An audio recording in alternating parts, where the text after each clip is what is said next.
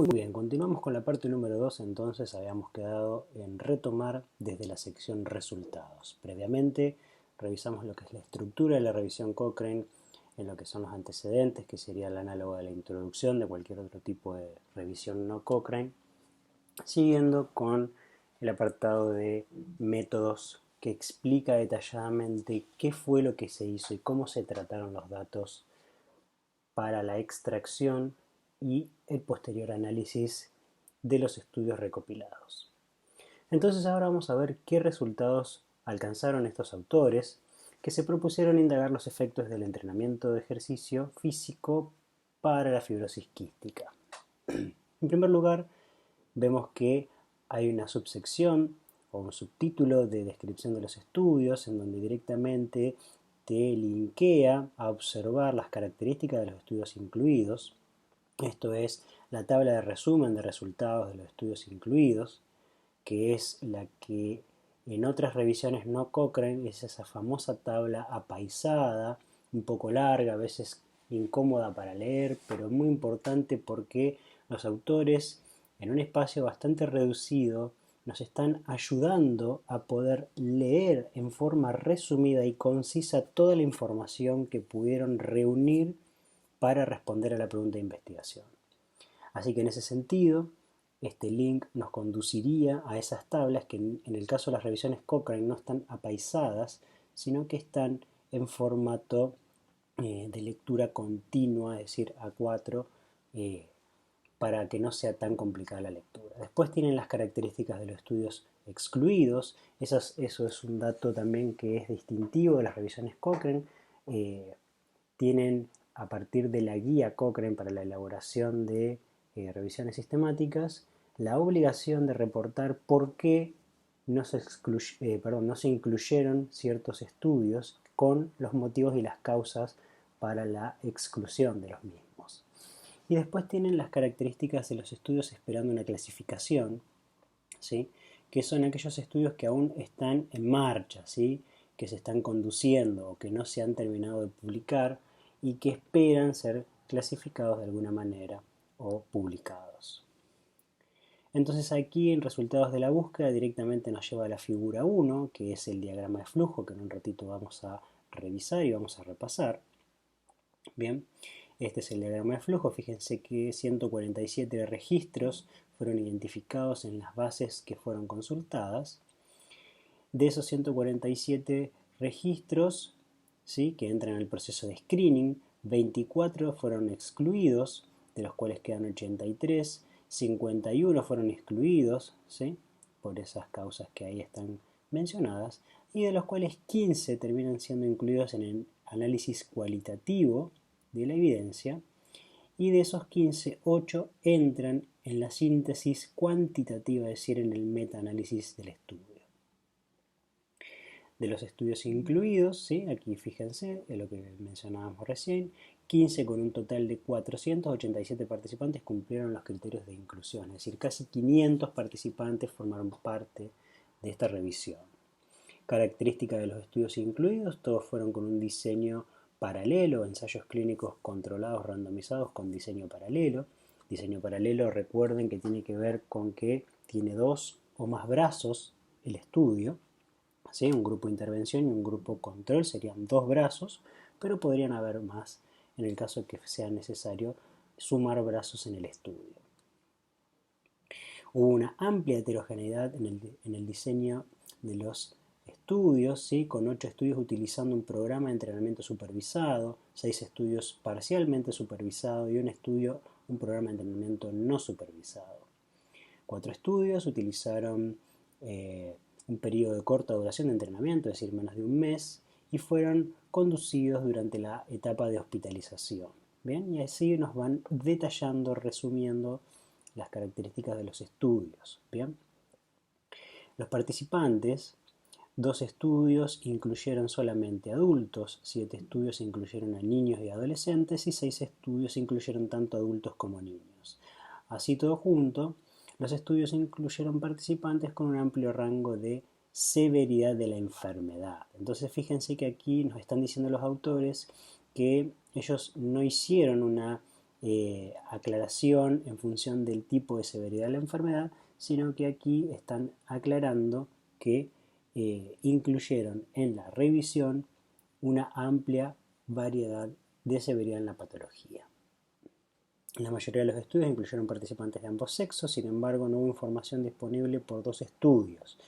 ¿Qué significa esto?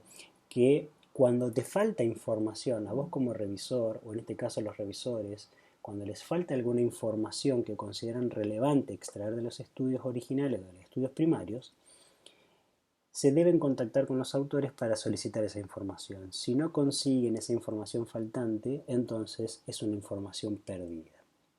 8 estudios proveyeron información detallada sobre la proporción de hombres y mujeres participando en la línea de base.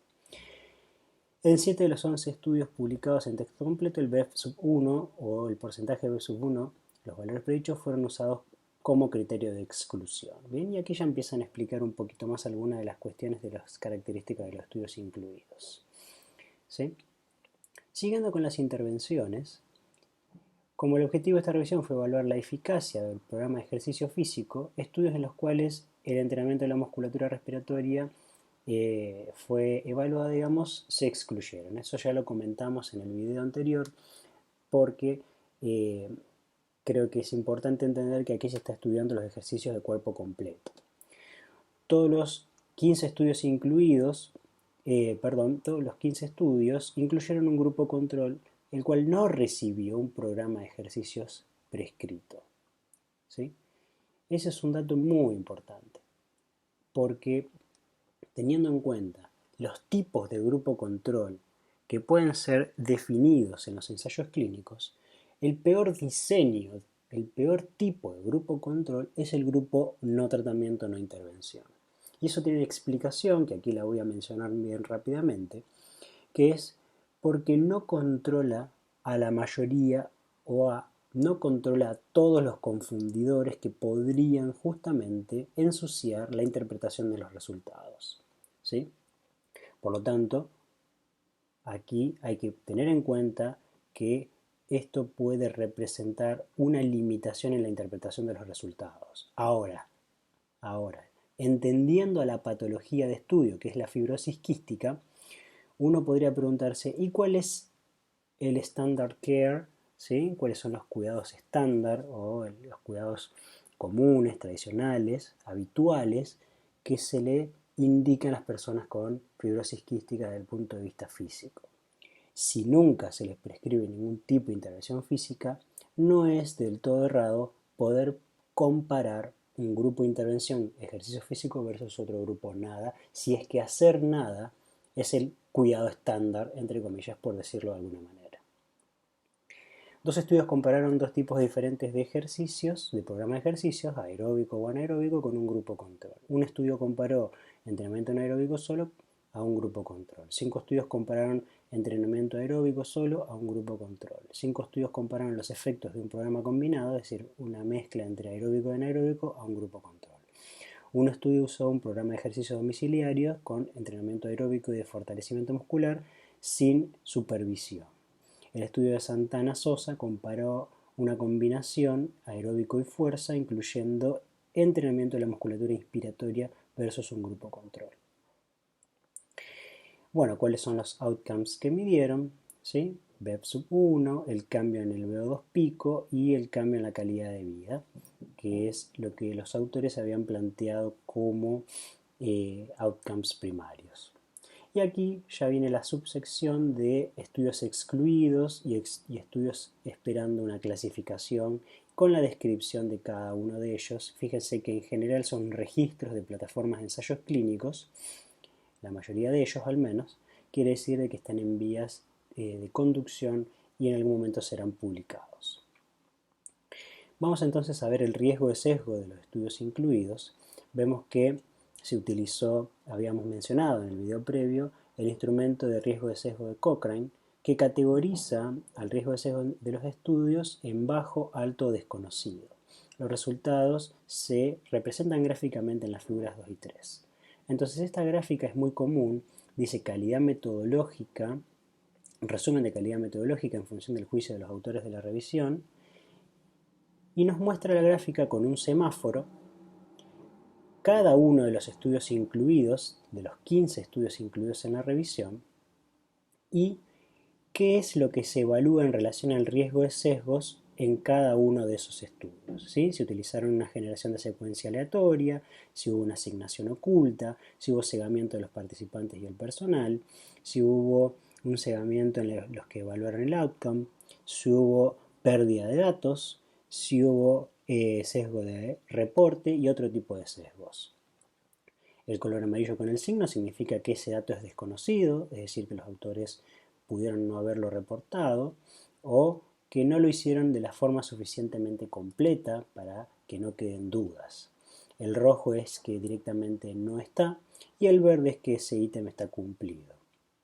Entonces, aquí se muestra en cada uno de los estudios. Fíjense que uno puede visualizar que este es un estudio de una calidad metodológica muy baja, ¿sí? Que podría tener un alto riesgo de sesgos. Este podría ser clasificado como una calidad metodológica baja también, pero por lo menos tiene el cumplimiento de algunos de esos ítems. Es decir, que este instrumento Cochrane para evaluar el riesgo de sesgos da una mirada más del punto de vista cualitativo. No aporta un valor numérico como puede ser el uso de la escala Pedro, por ejemplo. Y en esta gráfica, ¿sí?, se muestra un poquito más claramente cuál es el porcentaje de cumplimiento de cada uno de estos ítems que el instrumento Cochrane evalúa en relación al riesgo de sesgo o calidad metodológica. Y fíjense que lo que predomina es el color de amarillo, es decir, que el riesgo de sesgos es desconocido o es poco claro, lo cual ya me hace pensar que debo tener mucha precaución a la hora de interpretar los resultados. Y bueno, continúa la revisión, hablando de cada uno de esos ítems que conforman al instrumento Cochrane para evaluar el riesgo de sesgos, explicando detalladamente el cumplimiento, no cumplimiento o qué pasa con cada uno de los estudios que fueron incluidos en la revisión. Seguido a eso tenemos ahora sí el apartado de efectos de las intervenciones. Entonces aquí ya directamente nos manda a las comparaciones, es decir, a los metaanálisis. Entonces vamos a cliquear en este ítem, ¿sí?, que dice resumen de los hallazgos para las principales comparaciones. Resumen de hallazgos, entrenamiento aeróbico versus no entrenamiento. Resumen de hallazgos 2, entrenamiento anaeróbico versus no entrenamiento. Y resumen de hallazgos 3, aeróbico combinado con anaeróbico versus no entrenamiento. Vamos al primero y aquí tenemos la tabla, ¿sí?, que nos va, es la que vimos al principio, pero que vamos a ir directamente a observar los metaanálisis, que es la parte que me interesa que podamos interpretar en este trabajo de revisión. Entonces aquí estamos, comparación número 1, entrenamiento aeróbico versus no entrenamiento, teniendo en cuenta el outcome cambio en el VO2 pico durante el ejercicio máximo medido en unidades de mililitros por minuto por kilogramo de peso corporal. Entonces fíjense que aquí tenemos el metaanálisis, ¿sí? Aquí tenemos el diagrama de bosque o forest plot, tenemos en estudio subgrupo que está dividido en aquellos entrenamientos que fueron conducidos en etapa, al momento de la alta hospitalaria, a un mes después del alta y a los 3 meses. ¿Sí? Los nombres de los autores, ¿sí?, este autor en este momento, este autor en este momento y estos autores en este momento.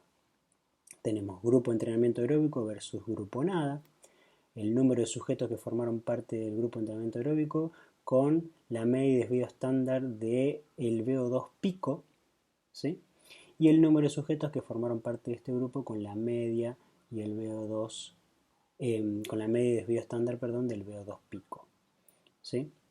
Como es un solo estudio, no hay heterogeneidad aplicable y aquí se calculó este diamante que forma parte de este análisis preliminar.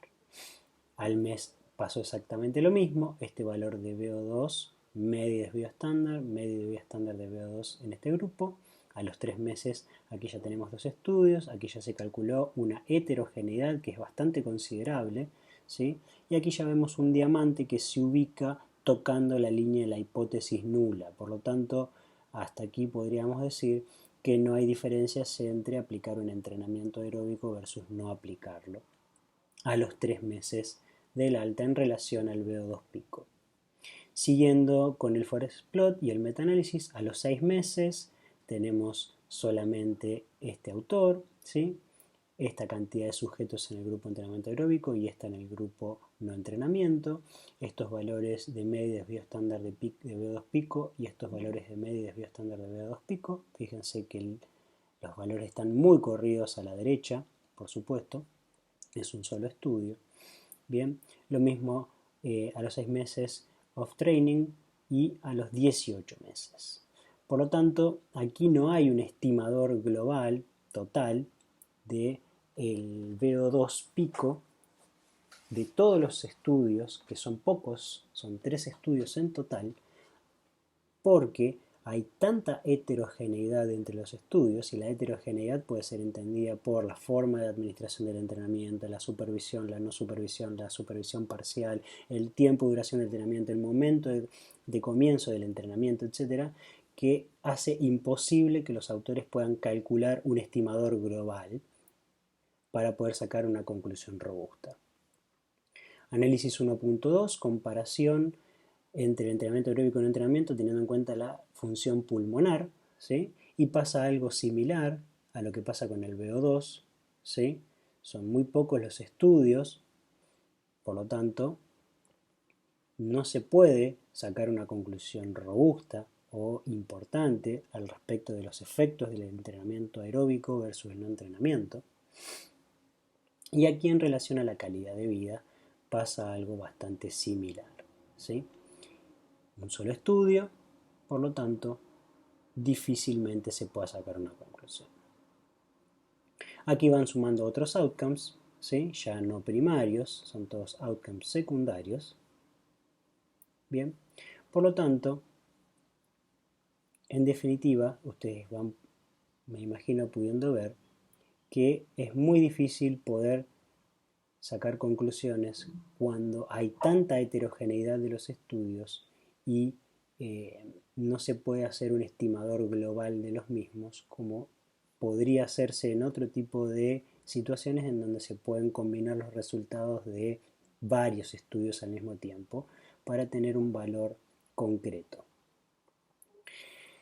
De manera tal de que hasta aquí podríamos decir de que poco podemos asegurar, poco podemos decir sobre los efectos del ejercicio físico para las personas con fibrosis quística, ¿sí? Bien, siguiendo entonces con el formato de la revisión,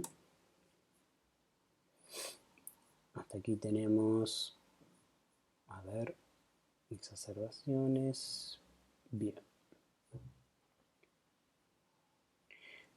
Bien, aquí va explicando justamente todo lo que estuvimos charlando recién, de los outcomes primarios, ¿sí? Y los eventos secundarios o variables secundarias que los autores decidieron considerar. Bien, fíjense entonces. Discusión, resumen de los principales resultados. Esta revisión sistemática muestra, dice, evidencia limitada desde estudios a corto y largo plazo de que las personas con fibrosis quística, ¿sí? Que en personas con fibrosis quística, entrenándose en forma aeróbica o anaeróbica o en combinación de ambos, tienen efectos positivos sobre la capacidad de ejercicio, la función pulmonar y la calidad de vida relacionada a la salud. Aunque las mejoras no son consistentes entre los estudios y fueron rankeadas desde no efecto a claramente efectos positivos, los efectos más consistentes de las modalidades de ejercicio heterogéneas y las duraciones fueron encontradas para la capacidad de ejercicio aeróbica medido por el VO2 pico, con efectos desconocidos sobre el VEF1 y la calidad de vida, ¿sí? Fíjense que aquí mismo los autores nos están diciendo que realmente es bastante limitada la información que existe hasta el momento de publicación de esta revisión para poder establecer una conclusión que sirva para aplicar en la práctica clínica. Bien, siguiendo entonces aquí con la discusión, vamos al apartado calidad de la evidencia, ¿sí? Todo junto, dicen los autores, hay una muy baja a baja calidad de la evidencia de que el entrenamiento aeróbico o anaeróbico o en combinación de ambos tiene efectos positivos sobre el VO2 pico, la función pulmonar medida con el BF1 y la calidad de vida relacionada a la salud. Hay una incerteza sobre las estimaciones y mayores y futuras investigaciones van a ser muy requeridas o van a ser muy probable que tengan un impacto importante sobre nuestra confianza en las estimaciones de efecto y probablemente en el cambio de la estimación.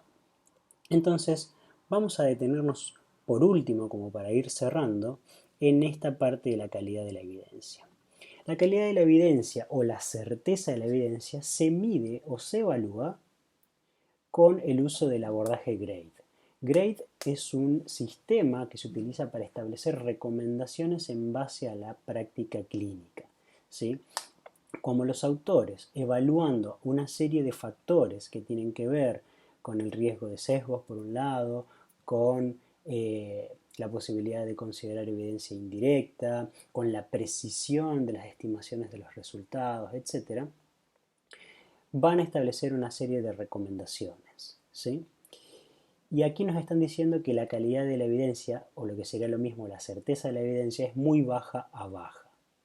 ¿Y esto qué implica? Esto lo que quiere decir, técnicamente hablando, es que no están desaconsejando la prescripción de las intervenciones físicas, ¿sí? No están desaconsejando la prescripción del ejercicio físico. Técnicamente, hablar de baja, muy baja calidad de la evidencia significa que se necesitan mayores estudios para cambiar los resultados de este. ¿Qué quiere decir? Que desde que fue publicada esta revisión, o mejor dicho, desde que fue revisada la literatura para esta revisión, pudieran haber sido publicados otros estudios más robustos, con diseños más consistentes, con mejor calidad metodológica que sirvan para modificar las conclusiones de este mismo, ¿sí? Entonces, vamos a ponerle un ejemplo absurdo. Si acá hay una muy baja o baja calidad de la evidencia o certeza en la evidencia, a lo mejor han surgido 4 o 5 ensayos clínicos controlados randomizados que mostraron efectos positivos del ejercicio físico y clínicamente importantes en pacientes con fibrosis quística, que si se sumaran a una actualización de esta revisión próxima, podrían cambiar no solo la conclusión de esta revisión, que es un poco lo que estuvimos deslizando recién, sino también de que hay una muy baja a baja calidad de la evidencia, sino que podría ser una moderada calidad de la evidencia, ¿sí? Al decir que hay una moderada calidad en la evidencia, significa que se puede aconsejar esa intervención, pero que se necesitan mayores estudios. Cuando se dice que la calidad de la evidencia es muy alta o la certeza en la evidencia es muy alta, eso significa que ya no se necesitan estudios para cambiar las conclusiones del mismo. Es decir, es tanta la certeza que se tiene de la información y de las conclusiones que fueron establecidas por los autores que no se necesitan más estudios y que ya con eso es suficiente para establecer recomendaciones para la práctica clínica. Bien, entonces eso fue todo.